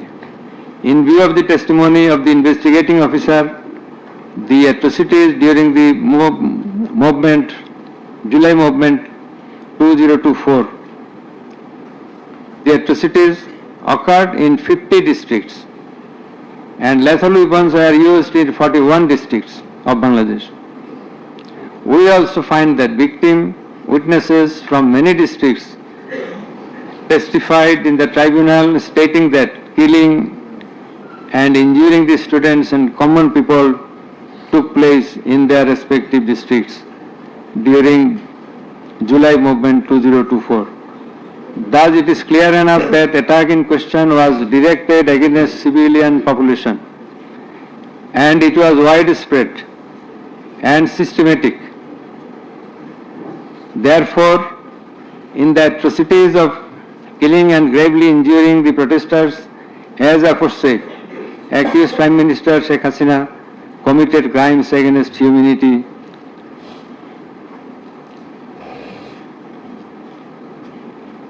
by her incitement, order, and also failure to take preventive and punitive measures under charge 1. Accused Sheikh Hasina committed one count of crimes against humanity by her order to use drones, helicopter and lethal weapons under charge number 2, count 1. Accused Prime Minister Sheikh Hasina committed crimes against humanity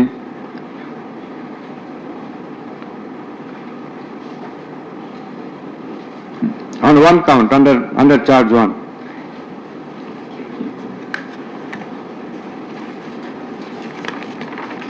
Accused Asadujaman Khan Kamal and Chaudhry Abdullah Al Mamun committed crimes against humanity by their abatement in the use of drones, helicopter and lethal weapons under charge number 2, count 2.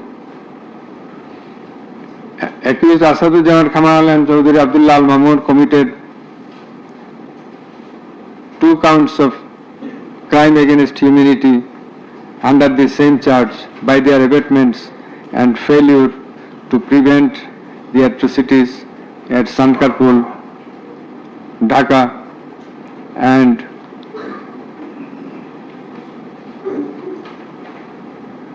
also committed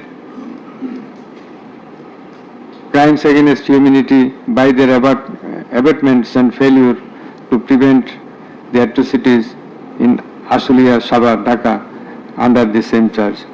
Accused Sheikh Hasina, the Prime Minister and as the President of Awami League and the controlling authority of all affiliated organizations, was the superior commander of the said party leaders and activists as well as the Home Minister and Inspector General of Police, that is accused Sheikh Hasina and 2 other accused were in the superior and subordinate relationship. On the other hand, the Home Minister was the superior of the Inspector General of Police, that is they are in the superior and subordinate relationship as required to be an element as required by the provisions of Rome Statute. In the like way, all the police officers were subordinate to the Inspector General of Police. They worked under him. Thus, it is apparent that accused Prime Minister Sheikh Hasina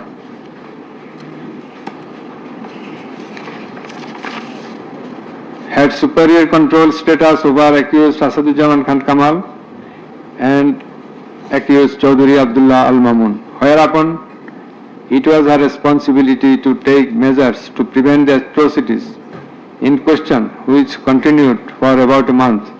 She did not also take any punitive measures against the perpetrators. In the like way, Home Minister Asadujaman Khan Kamal held superior command responsibility over the Inspector General of Police and successive other officers, and as such he had the responsibility, superior command responsibility to prevent all of them from committing the atrocities and for taking punitive measures against the perpetrators. Thus, both the accused Asadujaman Khan Kamal and Inspector General of Police Chaudhry Abdullah Al Mamun, they committed crimes against humanity by their abatement, that is facilitation, and their failure to prevent the atrocities committed by their underlings, and hence they are liable to be punished under section 32A, 32G, 32H, 41B and 43 of the International Crimes Tribunals Act. Accused Sheikh Hasina is liable to be punished under section 32A, 32H, 41B and 43 of the International Crime Tribunal Act 1973. It is obvious from the facts and circumstances delineated herein before that the law enforcers and the activists of ruling party Awami League as well as its affiliated organizations targeted the unarmed civilian protesters countrywide and accordingly attacked them. Therefore, in all the above discussed atrocities, the elements constituting crime against humanity have been fulfilled. The victim witnesses, the other witnesses and the investigating officer held the accused Prime Minister Sheikh Hasina, accused Home Minister Asaduzzaman Khan Kamal and accused Inspector General of Police Chaudhry Abdullah Al Mamun liable for the atrocities. It may be mentioned here that Mr. Chaudhry Abdullah Al Mamun, Inspector General of Police, has been tendered pardon on his application pursuant to section 15 of the Act with a view to obtaining his evidence. He is supposed to have been directly or indirectly concerned in or privy to any of the crimes specified in section 3 on condition of his making a full and true disclosure of the whole of the circumstances relative to the crime and to every other person concerned, whether as principal or abettor in the commission thereof. According to subsection 2 and 3 of section 15,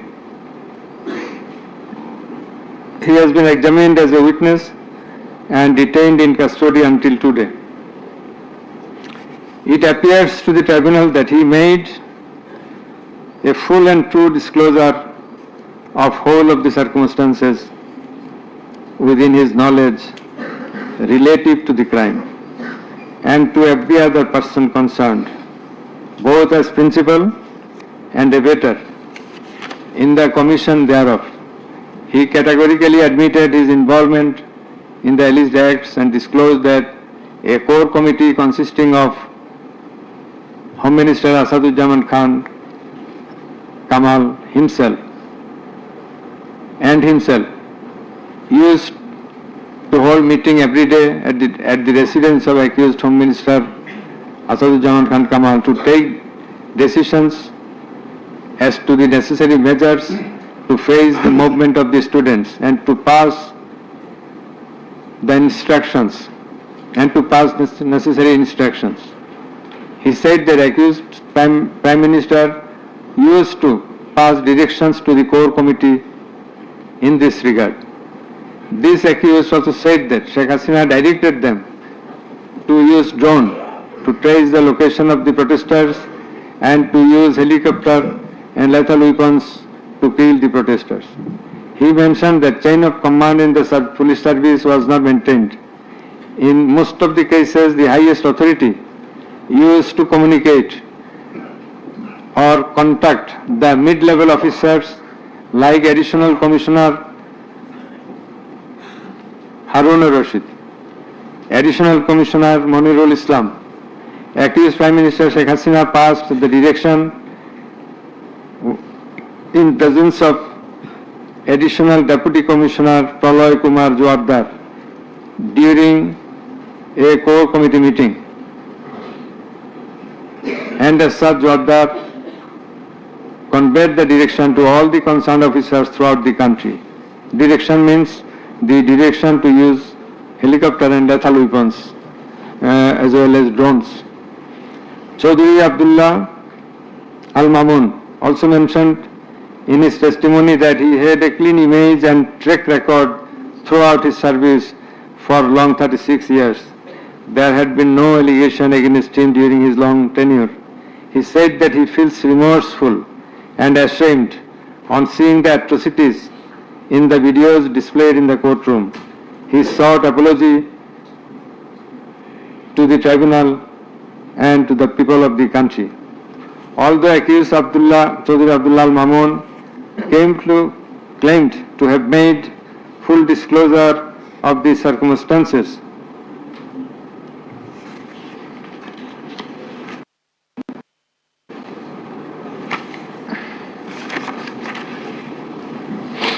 And we do also believe that he made a full and true disclosure. But the offences he committed and admitted is punishable with the capital sentence. And as such, in consideration of his disclosure and the gravity of the offences, we do incline to convict him and award him a lenient sentence, which will be declared later on. By the aforesaid acts and omissions, the accused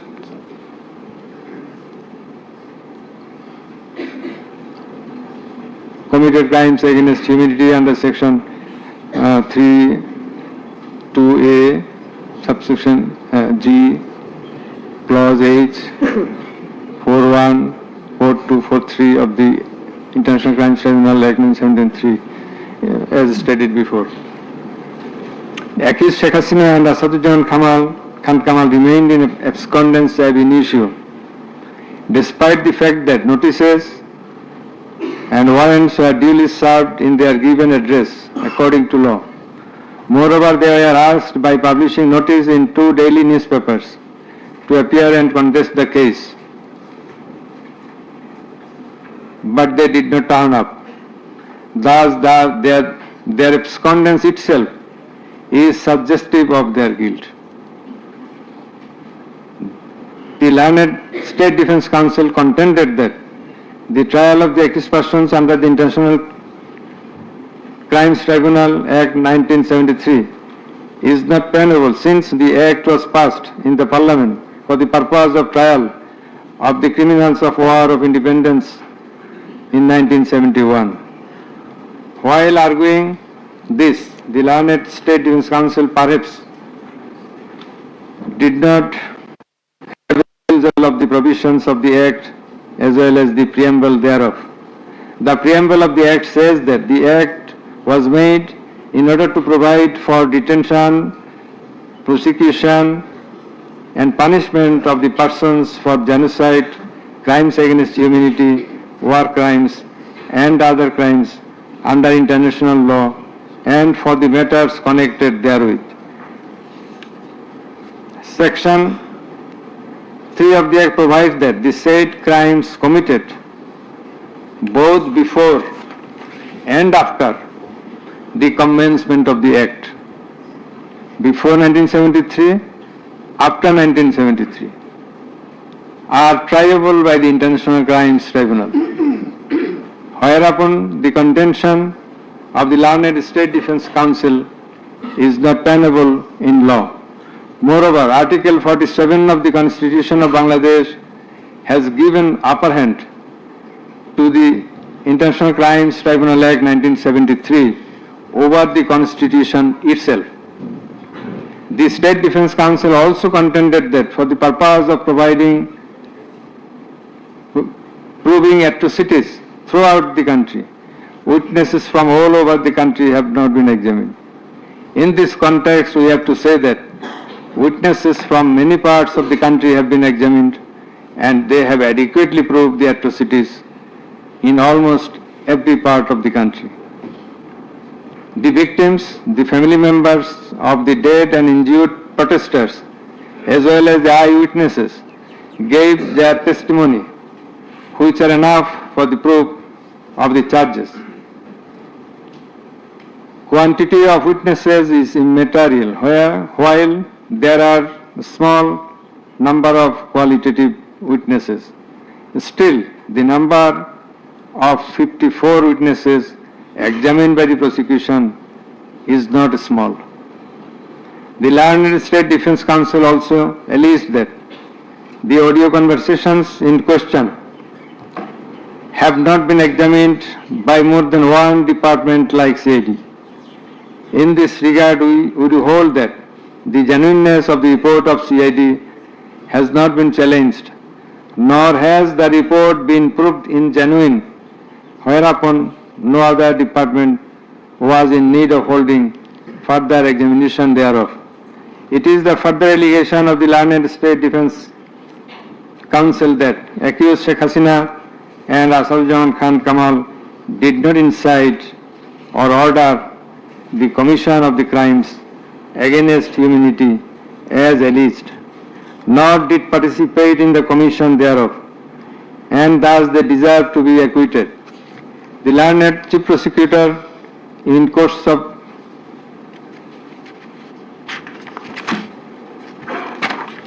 summing up,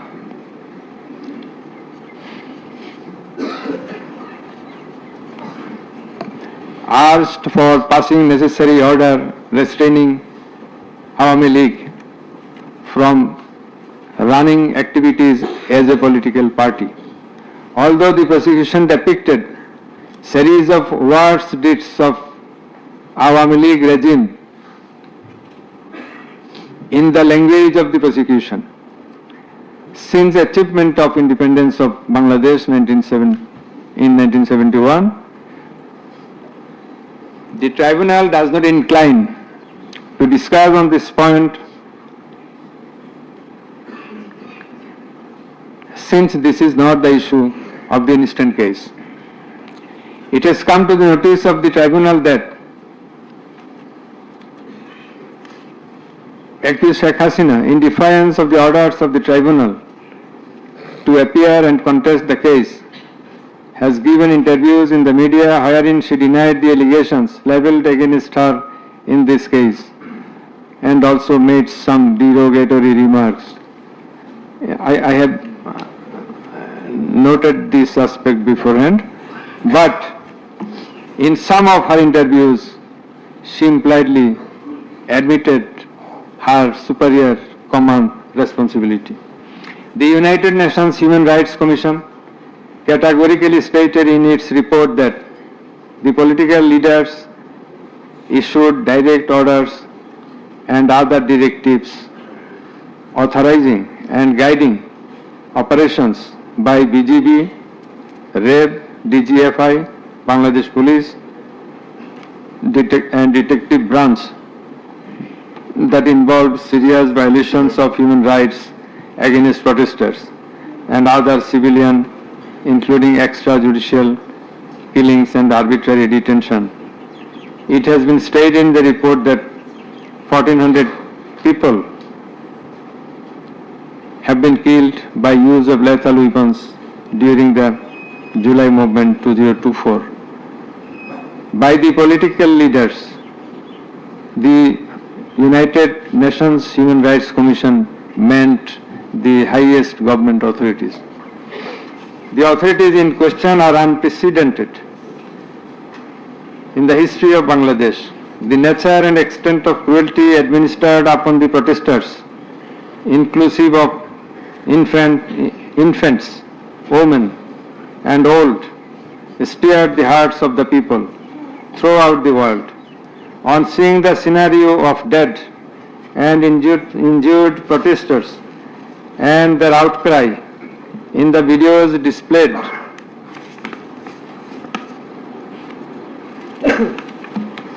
in the courtroom, and also seeing the victim witnesses in the courtroom,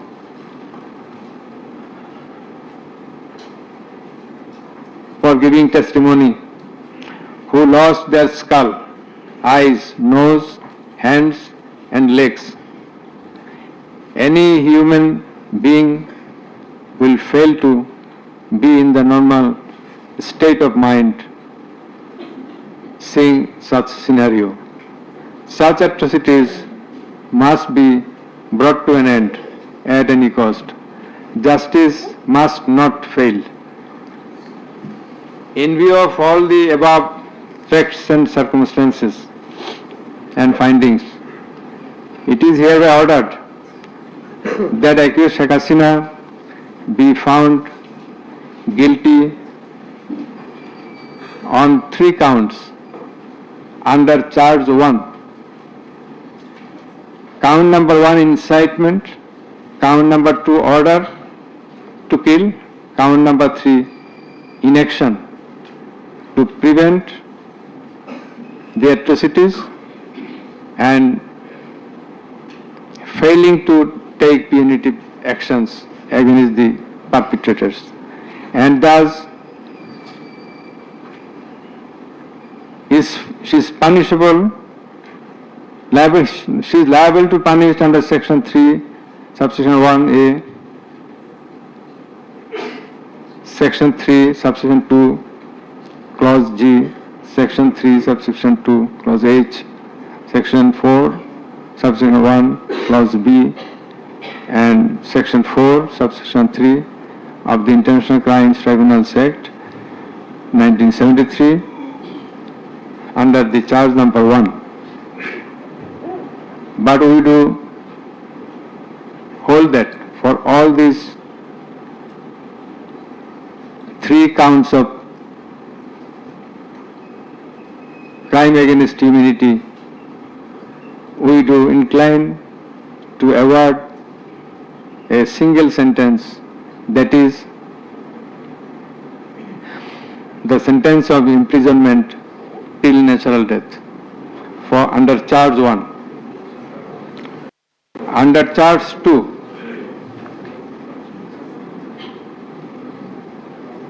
accused Sheikh Hasina is liable on 2 counts. On 1 count, there are several counts. For 1 count, that is passing the order for deploying drones, helicopters and using lethal weapons to kill the protesters. She committed crime against humanity under section 3, subsection 2A and section 4, subsection 1B of the International Crimes Tribunal Act 1973.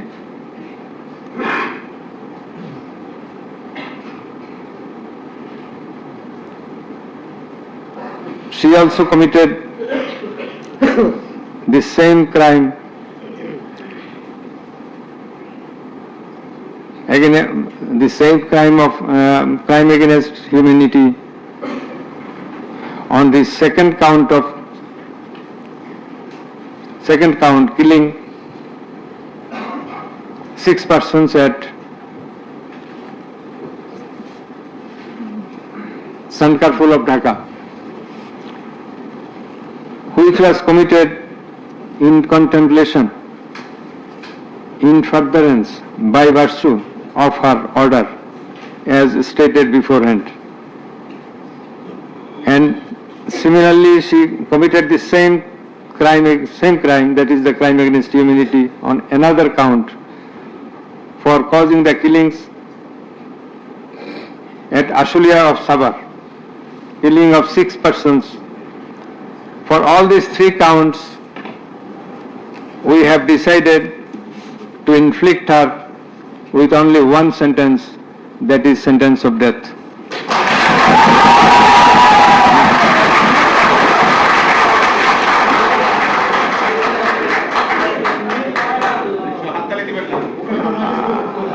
Please. For আপনাদের বিনীতভাবে অনুরোধ করছি আদালতের decorum, ট্রাইব্যুনালের decorum maintain করার জন্য।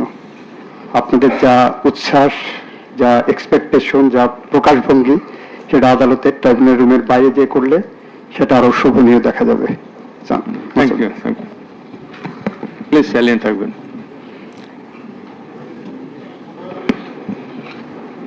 Accused Asaduzzaman Khan Kamal and accused Chaudhry Abdullah Al Mamun. Accused Asaduzzaman Khan Kamal is liable for committing crime against humanity for the occurrence of killing 6 persons at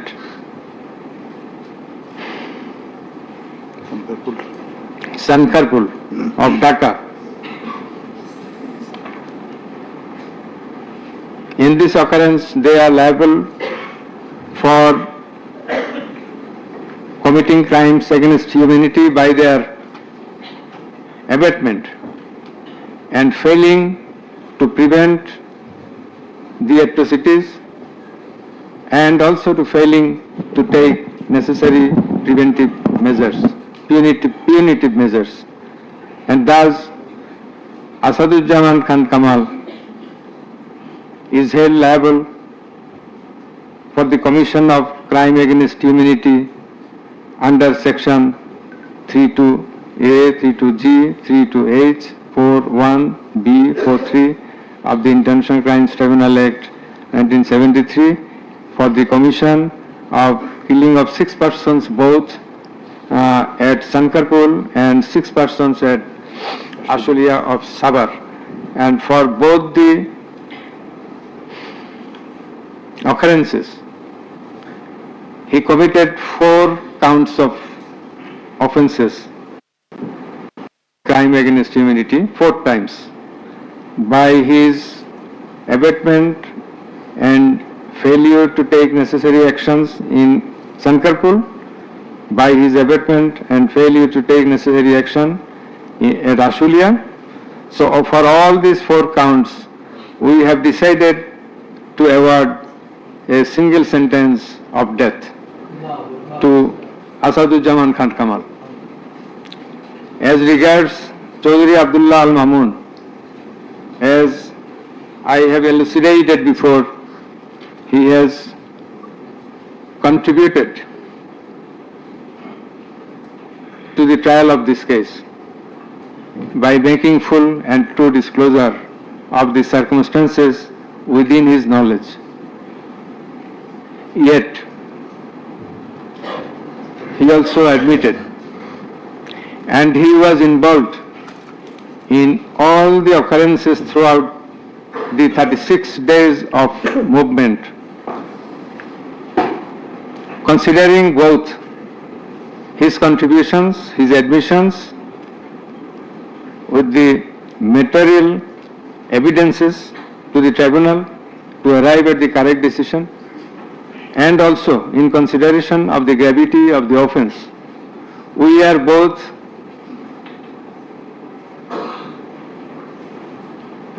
remitting his sentence and awarding a sentence with leniency. That is, the offences involve capital punishment. But for his contribution, we have decided to inflict him with the sentence of imprisonment for 5 years.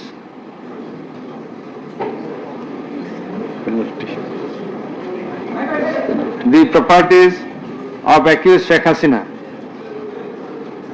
and accused Asaduzzaman Khan Kamal in Bangladesh be confiscated in favor of the state. The government is directed to pay considerable amount of compensation to the protesters concerned in this case, who have been killed in July movement 2024, and also to take measures to pay adequate compensation to the wounded protesters in consideration of the gravity of their injury and loss. The sentence shall be carried out in accordance with the provisions laid down in section 20, subsection 3 of the International Crimes Tribunals Act 1973, preferably pursuant to the long-standing practice. Let a copy of this judgment be transmitted to the District Magistrate Dhaka for necessary action. Let copy of the judgment be supplied to accused Chaudhry Abdullah Al Mamun according to law. The absconding accused will not get any copy at the moment.